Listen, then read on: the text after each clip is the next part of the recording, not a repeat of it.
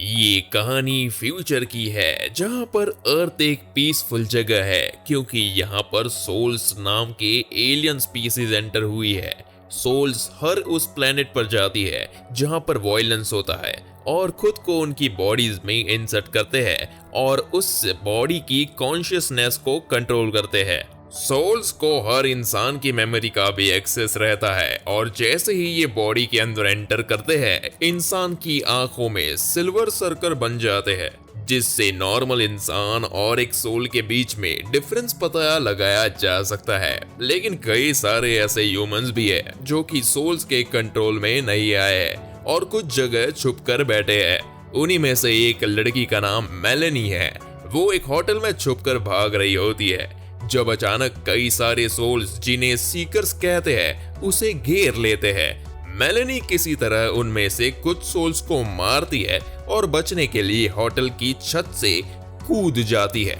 इसके बाद हम देखते हैं कि उसे लैब में ले जाया जाता है जहां पर उसके घाव पर स्प्रे लगाया जाता है जो कि पूरी तरह गायब हो जाते हैं। फिर हम देखते हैं कि उसके अंदर भी एक सोल डाला जाता है। जब उसे होश आता है तो उसकी आंखों में भी सिल्वर सर्कल दिखता है और वो खुद को वेंडरर इंट्रोड्यूस करती है।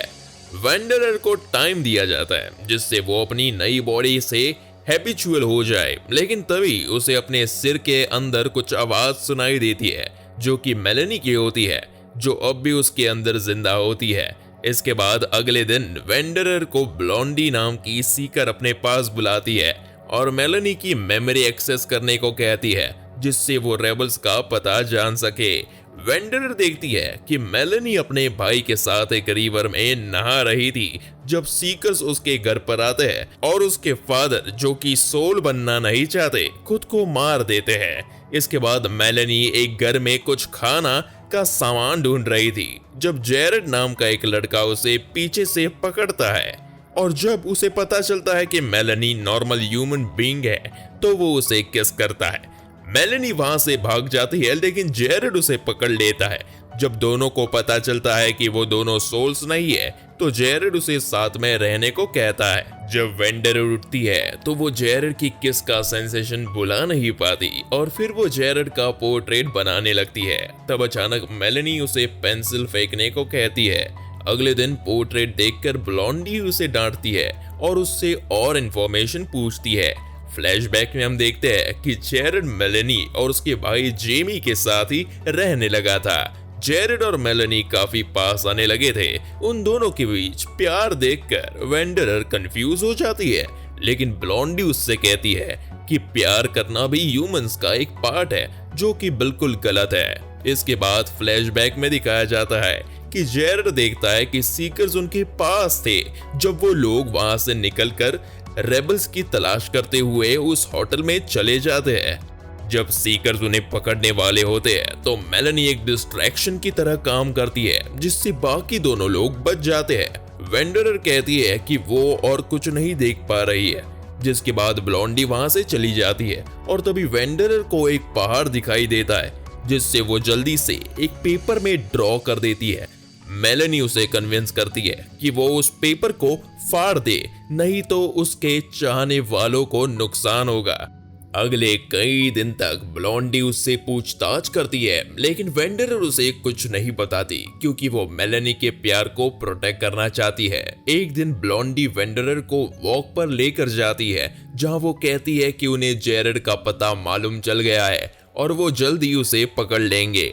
वेंडरर गुस्सा हो जाती है और उस पर अटैक करती है, लेकिन ब्लॉन्डी एक स्प्रे यूज करके उसे बेहोश कर देती है। इसके बाद वो कहती है कि वो वेंडरर को अब किसी और बॉडी में फिट करेंगे क्योंकि वो मेलेनी को कंट्रोल नहीं कर पा रही है और फिर वो मेलेनी की बॉडी को खत्म कर देंगे। उनके जाने के बाद मेलेनी वेंडरर को कन्विंस करती है कि वो भाग जाए। वो वेंडरर को इंस्ट्रक्शंस देती है जिससे वेंडरर छत से कूद जाती है और जब एक सीकर उन्हें रोकने की कोशिश करता है तो वो उसे स्प्रे से बेहोश कर देते हैं। इसके बाद वेंडरर रोड पर आकर एक गाड़ी रुकवाती है और उसके मालिक को कहती है कि कुछ इमरजेंसी है। मालिक भी उसे बिना कुछ पूछे अपनी गाड़ी दे देता है क्योंकि ये एलियंस लड़ाई झगड़ा नहीं करते और एक दूसरे पर पूरा भरोसा करते हैं। जब ब्लॉन्डी रूम में आती है तो वो देखती है कि वेंडरर वहां से भाग गई है। रूम की तलाशी लेने पर उसे वो ड्राइंग मिलती है। ड्राइव करते समय मेलेनी वेंडरर को अपनी पुरानी मेमोरीज दिखाती रहती है, जिससे वेंडरर डिस्ट्रैक्ट होती है। लेकिन जैसे ही वेंडरर को ये रियलाइज होता है, वो गाड़ी मोड़ने की कोशिश करती है, जिससे गाड़ी क्रैश हो जाती है। और जब वेंडरर के पास कोई ऑप्शन नहीं होता तो उसे मेलेनी की बात माननी पड़ती है। दूसरी तरफ ब्लॉन्डी ड्राइंग को जोड़ लेती है और एक वर्चुअल मैप की हेल्प से उस माउंटेन का पता लगा लेती है और उस जगह पहुंच जाती है जहां क्रैश हुआ था। लेकिन उसे वहां मेलेनी नहीं मिलती। दूसरी तरफ वेंडरर चलते चलते काफी थक जाती है और वही पानी पीती है जो उसे गाड़ी में मिला था। लेकिन एक पेड़ के नीचे आकर वो बेहोश हो जाती है। जब कुछ देर बाद वहां जेब नाम का आदमी आता है, जो कि रेबल्स का हेड होता है। वो उसे पानी पिलाता है, लेकिन जब उसके बाकी टीममेट्स आते हैं तो वो काफी गुस्सा होते हैं। मैगी उसे थप्पड़ मारती है और अयान और काइल भी उसे जान से मारना चाहते हैं, लेकिन जेब उन्हें बंदूक दिखाकर साइड करता है। जेब उसकी आंखों पर पट्टी बांधकर उसे रेबल्स की जगह पर ले जाता है, जहां पर ये सभी लोग छुपे हुए थे। यहीं पर जेरेड भी होता है, जो उसे देखकर थप्पड़ मारता है। मैगी कहती है कि उन्हें वेंडरर को भी बाकी सोल्स की तरह डॉक्टर को देना चाहिए जो उसे मार दे, लेकिन मेलेनी का भाई जेमी इसके लिए मना करता है। इसके बाद वेंडरर को एक जगह पर बंद किया जाता है, जिसके ऊपर से एक होल से जेमी उस पर नजर रखे हुआ था। मेलेनी वेंडरर से कहती है कि वो उसके बारे में किसी को ना बताए, नहीं तो कोई उस पर बिलीव नहीं करेगा। जेरेड उसके दरवाजे के बाहर ही बैठा था, क्योंकि उसे पता था कि सभी लोग वेंडरर को मारना चाहते हैं। कुछ ही देर बाद काइली और अयान वहां आते हैं और जेरेड उनसे लड़ने लगता है। उसे बचाने के लिए वेंडरर भी वहां आती है, लेकिन वो दोनों रुकते नहीं। अयान मौके का फायदा उठाकर वेंडरर का गला दबाने लगता है, लेकिन तभी वहां पर जेब आ जाता है और गोली चलाकर वार्निंग देता है और कहता है कि उसके रूम के बाहर अब से कोई भी नहीं आएगा, नहीं तो उसे मार दिया जाएगा। कुछ देर बाद अयान, काइल और जेरेड बाहर जाते हैं, जहां वो देखते हैं कि सीकर्स उस इलाके की तलाश कर रहे हैं, लेकिन जब उन्हें कुछ नहीं मिलता तो वो गिव अप करते हैं, लेकिन ब्लॉन्डी जाने से मना करती है।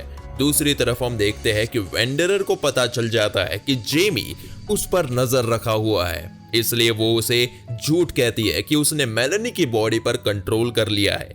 लेकिन तभी वहां पर जेरेड और बाकी सब आ जाते हैं और जेरेड जेमी से कहता है कि वो उससे बात ना करे क्योंकि वो ईविल है। लेकिन अयान कहता है कि उसे लगता है कि ऐसा नहीं है, क्योंकि सोल कभी भी किसी को बचाने के लिए आगे नहीं आते। दूसरी तरफ ब्लॉन्डी को कॉल आता है कि उन्हें कुछ ह्यूमंस मिले हैं, इसलिए वो वहां से चली जाती है। दूसरी तरफ जेब वेंडरर के पास आता है और उससे कहता है कि वो उस रिवर के पास ले जाएगा जहां पर वो खुद को साफ कर सकती है। वेंडरर नहाती है और फिर जेब उसे प्लांटेशन ले जाता है जहां वो लोग खेती करते हैं। तभी उनके माउंटेन के पास हेलीकॉप्टर आता है और जेब सभी को सारे मिरर्स बंद करने को कहता है, जिससे हेलीकॉप्टर उन्हें ट्रेस नहीं कर पाता और वहां से चला जाता है। शाम को जेब जेमी को बंदूक देता है, जिससे वो वेंडरर के साथ घूमते हुए सेफ फील कर सके। जेमी वेंडरर को बाहर ले जाता है जहां उन्हें तारों से भरा हुआ आसमान दिखता है। अब मेलेनी डिसाइड करती है कि उन्हें उसे सच बताना चाहिए और फिर वेंडरर जेमी से कहती है कि उसकी बहन अब भी उसके अंदर जिंदा है, जिसके बाद दोनों हक करते हैं। अगले दिन जेरेड और काइल के साथ कुछ लोग सुपरमार्केट जाते हैं सामान लेने के लिए, जब उन्हें एक सीकर पकड़ लेता है, लेकिन वो लोग उसे मारकर अपने ट्रक के अंदर रख देते हैं। दूसरी तरफ माउंटेन्स में वेंडरर भी फसल काटने लगती है। वो और अयान एक दूसरे को देखते हैं। जब मैगी उसे पानी नहीं देती तो अयान उसे पानी देता है। वो अयान को पसंद करने लगती है। तभी वहां पर चॉपर आ जाता है और सभी लोग जल्दी से मिरर्स को बंद करते हैं। चॉपर को कुछ नहीं मिलता और वो वहां से जाने लगता है, जब उनकी नजर उस ट्रक पर पड़ती है जो अपनी स्पीड लिमिट से ज्यादा तेज चल रहा था। वो उसका पीछा करते हैं, लेकिन वो लोग हेलीकॉप्टर पर फायर करने लगते हैं। चॉपर चला जाता है, लेकिन काफी सीकर्स उनके पीछे पड़ जाते हैं। जिनसे बचने के लिए वो लोग अपना ट्रक दीवार पर मारकर मर जाते हैं। ये देखकर काइल और जेरेड घबरा जाते हैं और उनकी घबराहट को ब्लॉन्डी नोटिस कर लेती है और उनका पीछा करने लगती है। काइल अचानक एक ब्रिज के नीचे आकर ब्रेक मार देता है जिससे एक कार क्रैश हो जाती है। ब्लॉन्डी आकर उन पर गोली चलाती है लेकिन वो गोली उसके ही आदमी को लग जाती है और जेरेड और काइल वहां से भाग जाती है। बाकी सीकर्स कहते हैं कि ब्लॉन्डी खुद पर अपना कंट्रोल खोने लगी है। दूसरी तरफ वेंडरर सभी लोगों को बताती है कि उनकी स्पीसीज ने 12 से ज्यादा प्लैनेट्स पर पीस क्रिएट किया है और वो खुद 1000 साल से ज्यादा की है। तभी वहां पर जेरेड और काइल आते हैं और उसे टेबल पर देखकर गुस्सा होते हैं, लेकिन जेब उन्हें समझाता है कि उन्हें उससे कोई नुकसान नहीं है। आयान भी वेंडरर के साइड लेता है लेकिन वो दोनों उनकी बात नहीं सुनते। जब जेमी उन्हें बताता है कि मेलेनी अब भी उसके अंदर जिंदा है तो भी जेरेड उस पर बिलीव नहीं करता। आयान वेंडरर की सेफ्टी के लिए उसे अपने रूम में ले जाता है। जब जेरेड को मेलेनी के साथ स्पेंड किए हुए टाइम की याद आती है तो वो आयान से कहता है कि वो वेंडरर से बात करना चाहता है। आयान वहां से चला जाता है और जब जेरेड उसे किस करने की कोशिश करता है तो मेलेनी उसे वैसे ही धक्का देती है जैसे पहली बार दिया था। उसे बिलीव हो जाता है कि मेलेनी अब भी जिंदा है। वेंडरर डर जाती है और रिवर के पास चली जाती है। तभी वहां पर काइल आता है जिसे देखकर वेंडरर छुप जाती है। उसके जाने के बाद वो बाहर निकलती है लेकिन काइल उसे पकड़कर मारने लगता है। मेलेनी उसे रिवर में धक्का दे देती है और मार देना चाहती है लेकिन वेंडरर उसे बचाने की कोशिश करती है। तभी वहां पर आयान और जेरेड आ जाते हैं और उसे बचाते हैं। जब सभी लोग ये बात पता चलती है तो वेंडरर झूठ कहती है कि ये सिर्फ एक एक्सीडेंट था, लेकिन जेरेड इस पर बिलीव नहीं करता। मगर कोई प्रूफ ना होने की वजह से काइल का कोई कुछ नहीं करता। अगले दिन काइल और जेरेड दोबारा अपने ट्रक में चले जाते हैं और आयान वेंडरर को बाहर लेकर आता है और सनलाइट दिखाता है। वो कहता है कि वो उसे पसंद करता है और उसे किस करता है। वेंडरर कहती है कि वो इस बारे में सोचेगी। जेमी के पैर की चोट ठीक नहीं होती। जब वेंडरर डॉक्टर के रूम में जाती है तो देखकर हैरान होती है कि सारे सीकर्स को किडनैप करके उनके अंदर से सोल्स को निकाल कर खत्म कर दिया जाता है। वो रोते हुए अपने रूम में चली जाती है और कई दिनों तक बाहर ही नहीं आती और ना ही खाना खाती है। एक दिन उसके रूम में जेब आता है और उसे समझाता है कि वो लोग एलियंस के आगे सरेंडर तो नहीं कर सकते। वेंडरर कहती है कि वो यहाँ से जाना चाहती है लेकिन जेब उससे कहता है कि वो आज के बाद किसी सीकर को यहाँ नहीं लाएंगे, लेकिन वो रुक जाए। जब वो वेंडरर को जेमी के कंडीशन के बारे में बताता है तो वो परेशान हो जाती है और जेमी के पास जाने लगती है। वो मेलेनी से बात करने की कोशिश करती है लेकिन मेलेनी कोई जवाब नहीं देती और उसे लगता है कि वो मर चुकी है। वो कंफर्म करने के लिए आयान को किस करती है लेकिन कोई रिस्पॉन्स नहीं आता। लेकिन जब वो जेरेड को किस करती है तो मेलेनी उसे धक्का मार देती है।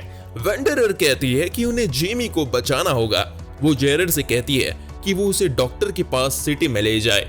जेरेड और वेंडरर डॉक्टर के पास जाते हैं। वेंडरर अपना हाथ काट लेती है और डॉक्टर को जाकर कहती है कि उसे चोट लगी है। डॉक्टर स्प्रे की हेल्प से उसका घाव भर देता है और जब डॉक्टर बाहर जाती है तो वेंडरर काफी सारे स्प्रे अपने पास रख लेती है और वो वहां से सोल कैप्सूल भी रख लेती है। हमें एक बाइक दिखती है जो कि उनका पीछा करने के लिए बिल्कुल रेडी है। इसके बाद वो लोग जेमी के पास जाते हैं जहां स्प्रे लगाकर उसका घाव बिल्कुल ठीक हो जाता है और वो होश में आ जाता है। अब सभी लोग वेंडरर पर भरोसा करने लगते हैं और उसे ही सारा सामान लेने के लिए भेजते हैं। अगली बार जब वो लोग वापस आ रहे होते हैं तो देखते हैं कि उनके गार्ड को गोली लगी है। वो जब गाड़ी से नीचे उतरते हैं तो उनके सामने ब्लॉन्डी गन ताने खड़ी होती है। उसके गोली चलाने से पहले जेब उस पर गोली चला देता है। फिर उसे भी अंदर ले जाया जाता है। फिर स्प्रे लगाकर उसका भी घाव ठीक किया जाता है। वो हैरान होती है कि क्यों इन लोगों ने उसे बचाया है।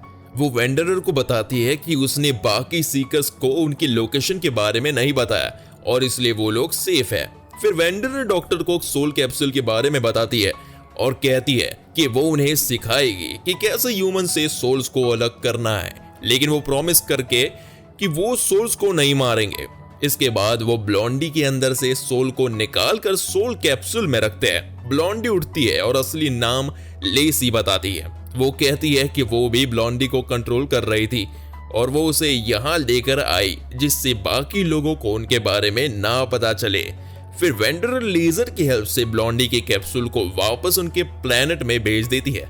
फिर वो बाकी सभी से कहती है कि ऐसे ही वो भी मेलेनी को उससे अलग कर सकते हैं और उसे मरने दे, लेकिन बाकी सभी इसके अगेंस्ट होते हैं। हम देखते हैं कि वेंडरर की आंख खुलती है और वो अपने सामने मेलेनी को देखती है। उसे किसी और की फीमेल बॉडी में डाला गया जिसका ब्रेन डैमेज हो चुका था। अब उसका नाम वेंडा होता है। वेंडा अयान के साथ नई लाइफ शुरू करती है और वही मेलेनी भी जेरेड के साथ रहती है। कई महीनों बाद जब दोनों कपल एक साथ जा रहे थे तो एक सीकर उन्हें रोकता है। उनके सनग्लासेस निकालने पर उन्हें पता चलता है कि वेंडा ह्यूमंस के साथ है। वो वेंडा से पूछता है कि क्या इन लोगों ने उसे किडनैप कर रखा है, जिस पर वो कहती है कि वो ह्यूमंस के साथ दोस्त है। इस बात पर वो सीकर मुस्कुराता है और तभी दूसरी कार से ह्यूमंस निकलते हैं और उन्हें बताया जाता है कि वो भी ह्यूमंस के साथ मिलकर ही काम कर रहे हैं। इसी के साथ ये मूवी खत्म होती है। अगर आपको हमारी एक्सप्लेनेशन पसंद आया तो इस वीडियो को लाइक जरूर करें दोस्तों, और कमेंट करके बताइएगा कि आपको ये मूवी कैसे लगी।